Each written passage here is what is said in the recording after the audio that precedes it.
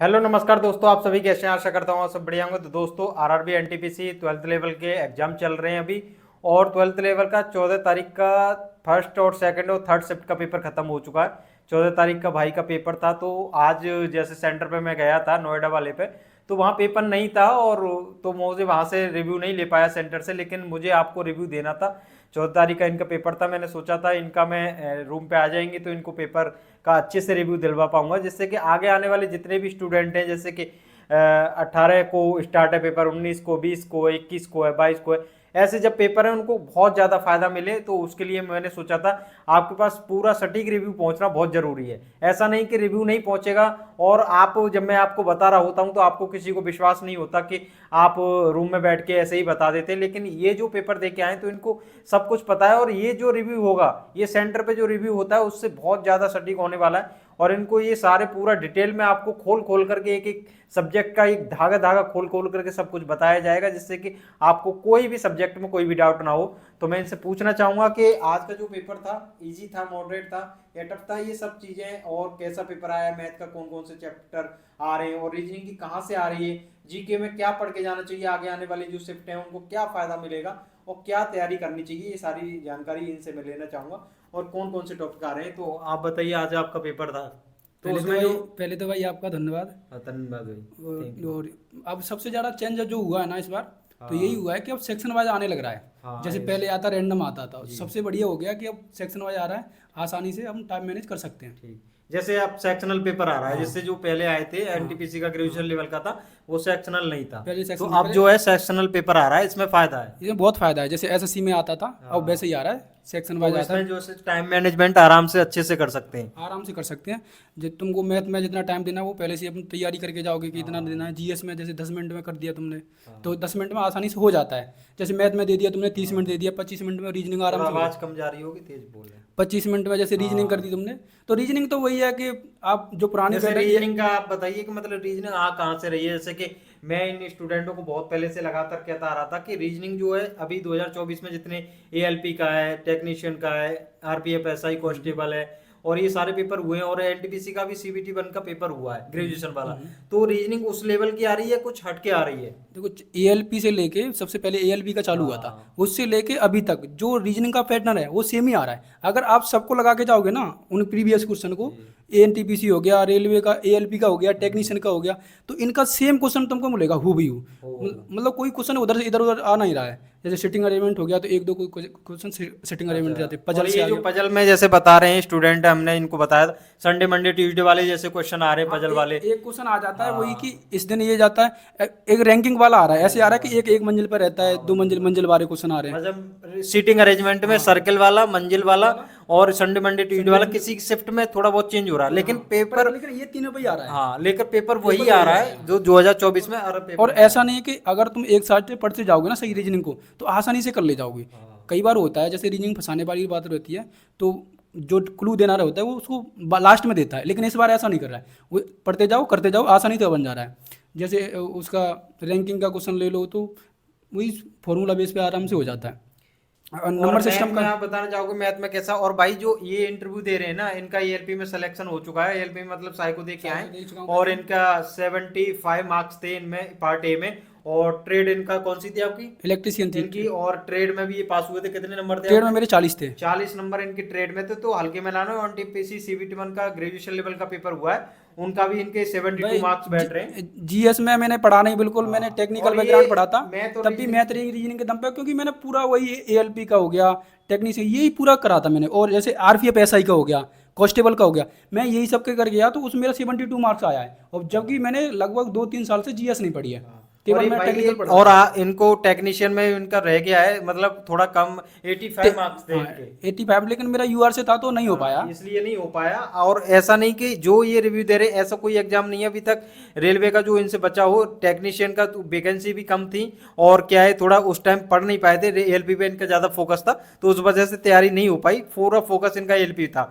तो अब साइको हो गया है, अभी थोड़ा री एग्जाम की डेट है, तो इनका जो एग्जाम है, और इनको मैं आपको इनसे पूछना चाहूँगा कि हर एग्जाम को ये क्लियर कैसे कर पा रहे हैं, क्या ऐसी रणनीति होनी चाहिए कि हर एग्जाम में इनका नंबर आ जाता है। तो ये सभी स्टूडेंटों को बताएं कि आप हर एग्जाम में कैसा मतलब नंबर ले आते हैं, और पहले उसको बाद में बात करेंगे हम। पहले इस रिव्यू की बात चल रही है क्योंकि आगे आने वाला पेपर है स्टूडेंट का, तो पहले उसको उनको बता दें, फिर आपके बारे में डिटेल बारे में पूछ लिया जाएगा।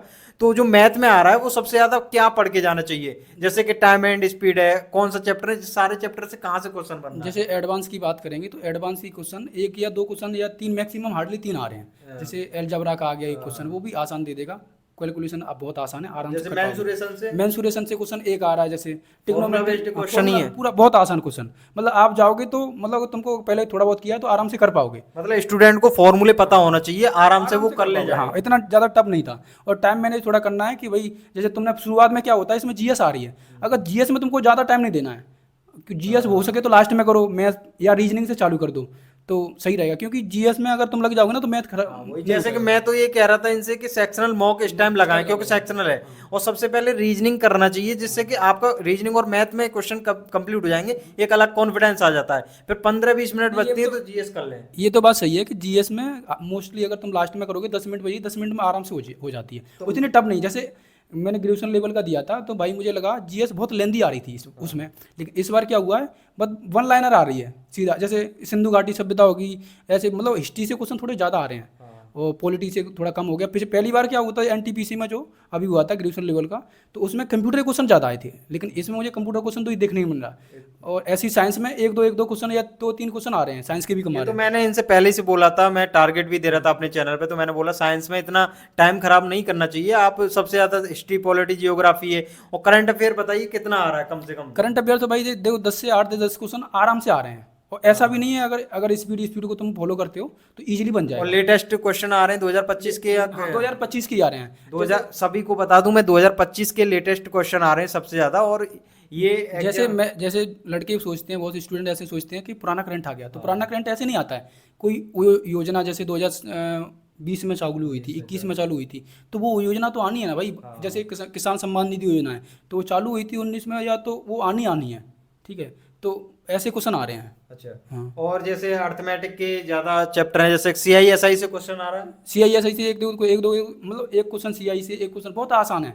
अगर तुम थोड़ा बहुत भी तुमने मैथ किया है तो आसानी से कर ले जाओगे। कैलकुलेशन थोड़ा मतलब किसी में फंसा सकता है, जैसे 30 क्वेश्चन है तो 25 क्वेश्चन तो बहुत आसान आएंगे।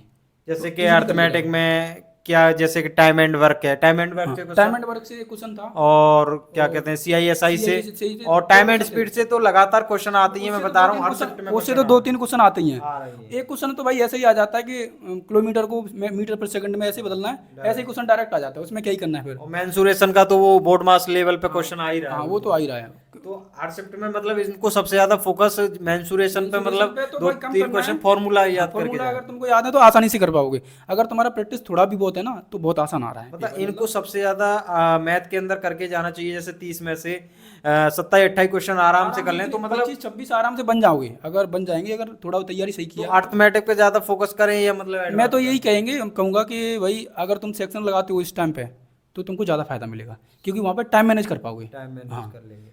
क्योंकि तो भाई सभी को सेक्शनल मॉक लगा के जरूर लाएं, अभी 4 दिन है आपके पास।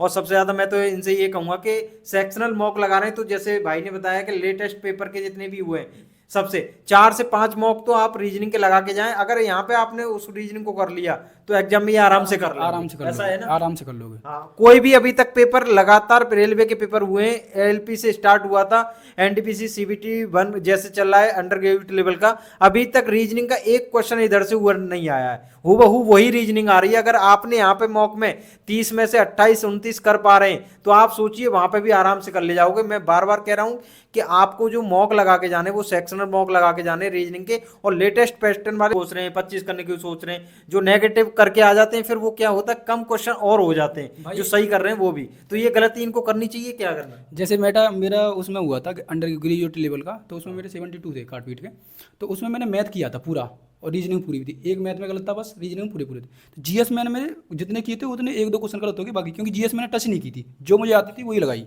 तो मेरे नंबर नेगेटिव नहीं गए ना, नंबर अच्छा नंबर बन गए। भाई जो स्कोर हो रहा है ना इनका ऐसे ही नहीं हो रहा हर एग्जाम में। इनका जो 1994 1996 एएलपी सीबीटी 1 की जब मॉक लगाते थे तो यहाँ पर वो सीबीटी 2 के मॉक लगाते थे, तो जो जैसे कौटिल्य वाला है और जो क्या कहते हैं एस के जासर वाले, इनके जो मॉक लगाते थे उस टाइम पे मैंने देखा था इनका भाई का, यहीं पास में ही रहते हैं तो इंटरव्यू ले पा रहा हूँ। और मैंने इनसे ही, क्योंकि अनुभवी हैं, रेलवे का पूरा नॉलेज है, तो इसलिए मैंने इनसे लिया है। 1994 नंबर इनके CBT 2 में आ पा रहे थे, तो अच्छा मतलब पकड़ है इनकी रेलवे के हर एग्जाम पर। तो इसलिए मैं जो फॉलो करते हैं इन चीज़ों को सारे को फॉलो करें तो आपका स्कोर हो सकता है। नेगेटिव की तरफ ज़्यादा ना भागने की कोशिश करें। ये क्या करते हैं, जीके को आ नहीं रही होती है फिर भी क्लिक कर रहे होते, जो आपने स्कोर किया है मैथ रीजनिंग में वो भी कम हो जाता है। तो आप ऐसी गलती ना करें। और सबसे ज़्यादा रेलवे के हर एग्जाम को, और कोई भी अदर स्टेट एग्जाम हो या पुलिस हो, कोई भी एग्जाम हो, तो उसके लिए सबसे ज़्यादा फोकस मैथ रीजनिंग पे करना चाहिए या जीके पे सबसे ज़्यादा, मतलब स्कोरिंग सब्जेक्ट क्या है?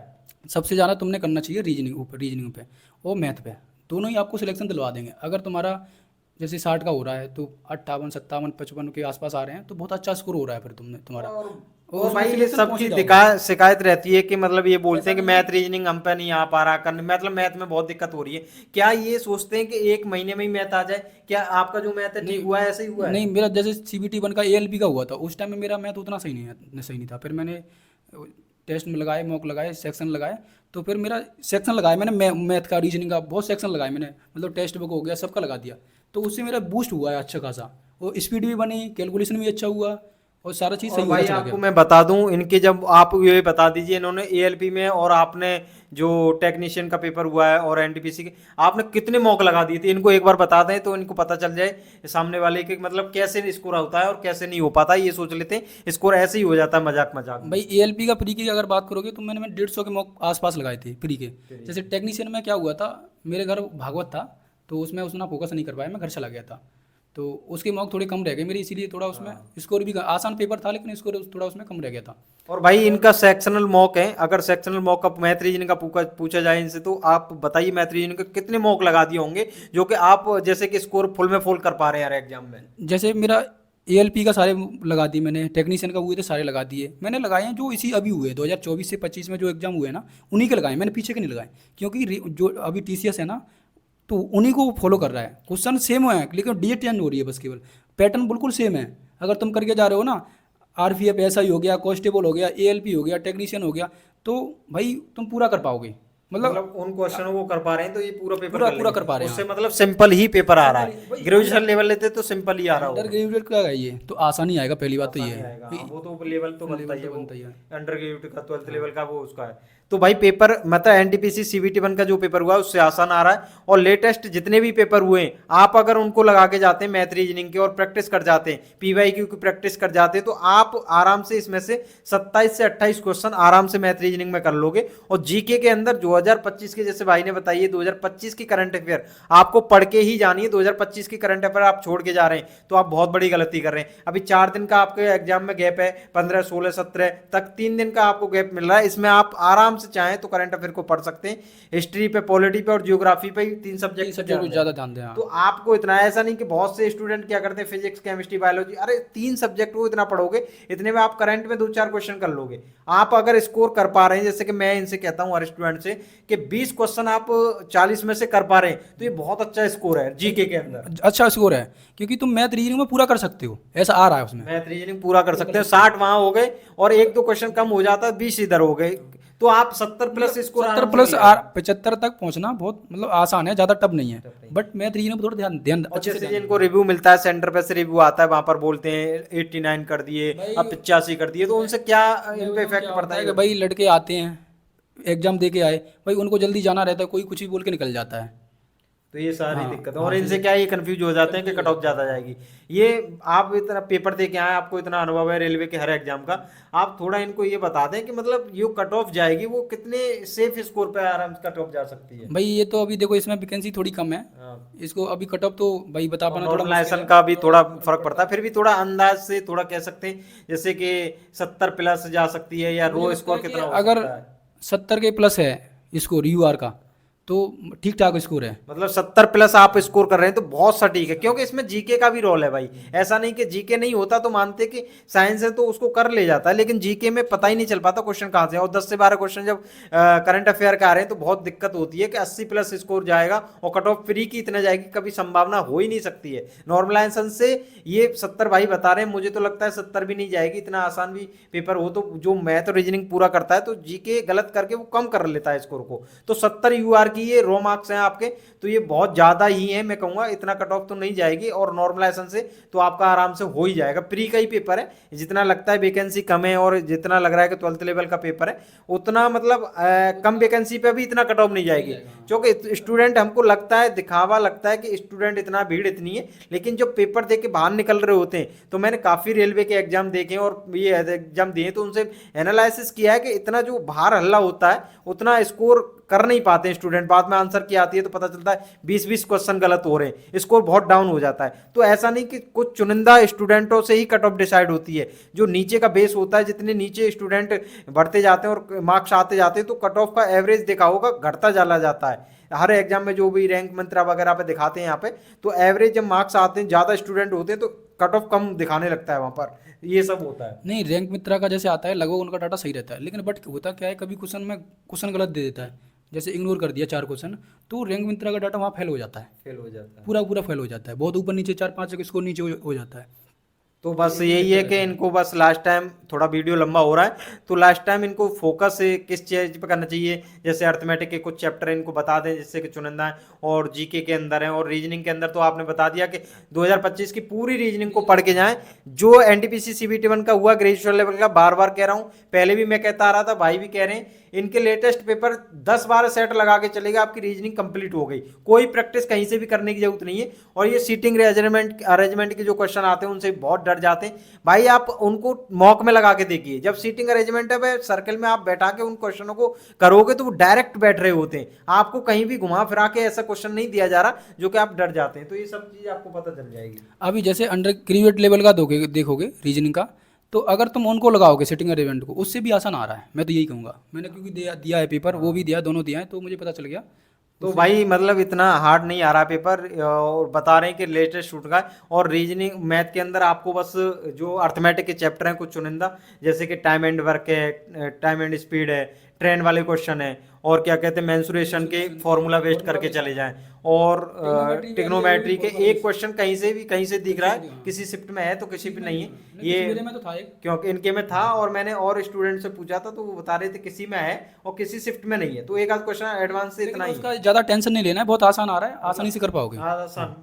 अगर आपको ट्रिपलेट का मेथड पता है, नहीं पता है, ट्रिपलेट का 3-4-5 का ट्रिपलेट लगाओगे, अगर कोई भी ट्रिग्नोमेट्री का फॉर्मूला नहीं पता है तो उससे ट्रिपलेट से आप क्वेश्चन को बेसिक उड़ा जाओगे, आराम से उड़ा जाओगे। तो ऐसे अर्थमेटिक पे सबसे ज्यादा फोकस करें। ये आपको मैंने पहले भी बताया, इनको ये भी बता रहे हैं भाई कि अर्थमेटिक सबसे ज्यादा आ रहा है, और रीजनिंग के अंदर लेटेस्ट और करंट अफेयर पे सबसे ज्यादा फोकस के जाएं। 2025 की करंट अफेयर सबसे ज्यादा पढ़नी है। 25 में भी जैसे मई अप्रैल हो गया, जून हो गया, यहाँ से क्वेश्चन थोड़ा ज़्यादा आ रहा है। हाँ, थोड़ा जैसे कि जनवरी, फरवरी, मार्च, अप्रैल, मई, जून तक यहाँ तक के क्वेश्चन 2025 तक के आ रहे हैं, और इससे ज्यादा नहीं, लेटेस्ट नहीं पढ़नी है ज्यादा। जैसे अगस्त में अब पेपर हो रहा है और जुलाई की करंट अफेयर पढ़ रहे हो तो ये तो बेवकूफ़ी है। इतना तो भाई अभी तुरंत पेपर तो नहीं बन रहा, तो इससे पहले ही पेपर सेट होता है, तो उस हिसाब से बन रहा होता है। तो जनवरी, फरवरी, मार्च, अप्रैल, मई, यहाँ तक की करंट अफेयर पढ़ के जाएं। और दूसरी बात, जैसे कि ज़्यादा कोशिश करते हैं तो जैसे अक्टूबर, नवंबर, दिसंबर 2024 तक इतना पढ़ लें, यहाँ से पूरा पहले पढ़ रखा है तो आराम से रिवीजन तो कर ही सकते हो। और एसपीटी की बुक से अभी तक कोई क्वेश्चन बाहर नहीं जाता है, अभी तक पता है। और 2000 एनटीपीसी का जो अभी 25 में सीबीटी 1 का पेपर हुआ ग्रेजुएशन का, हमने पेपर देखा था मैच करके, तो एसपीटी की बुक से एक क्वेश्चन था, एक क्वेश्चन था भाई, मेरा क्वेश्चन इनका पूछ लो, एक क्वेश्चन था भाई, उससे एक भी क्वेश्चन बाहर नहीं था। जो मेरा जीएस का अगर स्कोर देखोगे तो उसमें मेरा मैक्सिमम स्कोर उसका ही था, पूरा स्कोर इन्होंने अच्छे से लास्ट टाइम करंट अफेयर और कंप्यूटर पढ़ के गए थे, उसी का था। इन्होंने क्वेश्चन आराम से वहां से एवरेज बना। और स्टिपोलिटी इन्होंने क्योंकि टेक्निकल और एएलपी में ध्यान था साइको, तो कर नहीं पाए, साइंस से थोड़ी कमी आई थी तो एक दो ही क्वेश्चन तो इसलिए कर नहीं पाए। और तो बाकी स्कोर करंट अफेयर और कंप्यूटर वगैरह और हिस्ट्री इतना तो सबने पढ़ी होती है, पहले से ही तैयारी कर रहे होता है, तो होता ही है इनका, पहले से यूपीएसआई वगैरह और भी एनटीपीसी के 2022 में जो पेपर हुए थे उसका क्लियर करें। उसमें भी फाइनल में हो ये गया। फाइनल में हो गया था इनका, फाइनल मतलब 1-2 पॉइंट नंबर से निकले हाँ, थे। मैंने सारे लेवल दिए थे उसके, लेकिन इनका फाइनल उन्होंने एनटीपीसी के सारे लेवल दिए थे और ईएलपी का पूरा पेपर दिया था, फाइनल में निकले। ईएलपी का मेरा 2019 का भी उसमें भी फाइनल में रह गया था। इनका फाइनल रह गया था और इस बार भी मैं चाहूंगा तो भाई इनका पेपर हो ही जाएगा फाइनल। अभी के बार साइको दिया, साइको भी अच्छा हुआ है और स्कोर भी अच्छा है, तो निकालनी कट ऑफ तो हर जोन की आपने देखा है कहीं भी गई नहीं है। हाँ, ये तो बात तो सही है। इनका तो स्कोर से भी कम से कम 34 नंबर ज़्यादा है मेरा। 34-35 नंबर इनके तो ज्यादा है कट ऑफ से भी, तो आराम से मुझे लग रहा है तो इनका हो जाएगा। बाकी आगे देखते हैं क्या ही होता है। और एनटीपीसी सब एग्जाम इनके सही जा रहे हैं तो पूरा अनुभव है और कोशिश करूंगा आप इनसे और भी अदर एग्जाम की कोई भी, जैसे कि ग्रुप डी का तो पूरा ही अनुभव भाई, ये जब इतने बड़े बड़े एग्जाम मैं पहले फिजिकल छोड़ चुका हूँ। इन्होंने ग्रुप डी की नौकरी पहले ही छोड़ दी है, फिजिकल छोड़ दिया, मतलब नंबर तो इनका आ ही गया था, तो पूरा अनुभव है उनका भी। मैं एक दिन ग्रुप डी का भी इंटरव्यू लेना चाहूंगा, जिससे कि आने वाले टाइम में ग्रुप डी का ही एग्जाम बचा है तो स्टूडेंटों को बहुत फायदा हो जाएगा। पढ़ना कहाँ से चाहिए। तो आज की वीडियो यहीं तक हम रोकते हैं और पूरा लंबा वीडियो हो रहा है और मैं कोशिश करूंगा जैसे जैसे स्टूडेंट का पेपर होता जा रहा है। आज सेंटर पर मैं गया, वहाँ पेपर नहीं था, बता दिया करें कमेंट में कि किस, जैसे नोएडा वाला सेंटर है, फरीदाबाद वाला है, यहाँ पर कब पेपर है, 18 तारीख को है या नहीं, तो मैं लाइव वहाँ पर भी आपको रिव्यू दे दूंगा। और यहाँ पर भी जैसे कि जिसका पेपर होता जा रहा है तो मैं कोशिश करूंगा उन स्टूडेंट्स से डायरेक्ट बात करा दी जाए। तो ठीक है, नमस्कार, मिलते हैं अगली वीडियो में।